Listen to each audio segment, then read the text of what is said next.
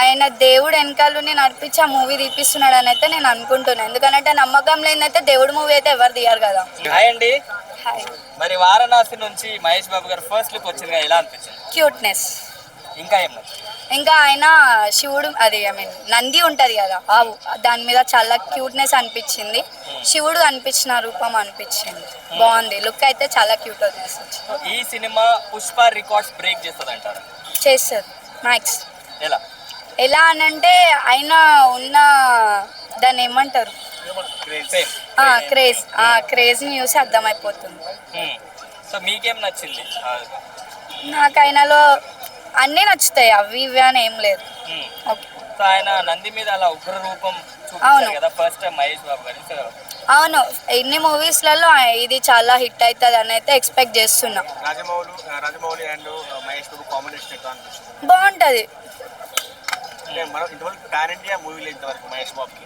అవును. So world wide గా release కాబోతుంది. అవును, క్రేజ్ బాగానే ఉంటుంది ఇప్పుడు.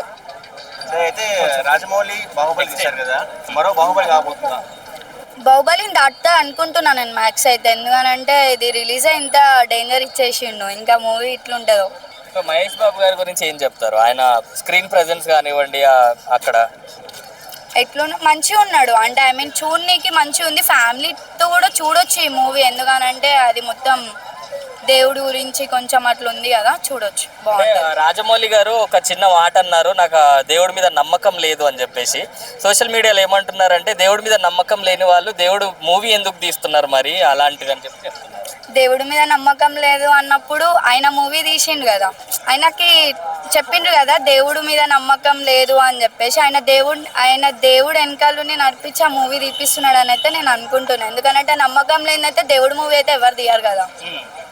ప్రియాంక చోప్రా గారు లుక్స్ ఎలా అనిపించింది? ఓకే, క్యూట్ ఉన్నాయి, మంచిగా ఉంది. ఆ ఎల్లో శారీలో గన్ పట్టుకొని ఫైర్ చేయడం మంచిగా కదా, క్యూట్గా ఉంది. అంటే లుక్స్ బాగున్నాయి. అయితే ఓకే, ఈ సినిమా 120 దేశాల్లో రిలీజ్ అవబోతుంది. మీ ఫీలింగ్ ఎలా ఉంది? బాగుంది ఫీలింగ్. అంటే ఇప్పటిదాకా మన తెలుగు సినిమా పరిశ్రమలో ఇలాంటి సినిమా ఎప్పుడు రాలేదు. మరి ఇది ఒకవేళ ఇండస్ట్రీ హిట్ కొట్టే అవకాశం ఉందా?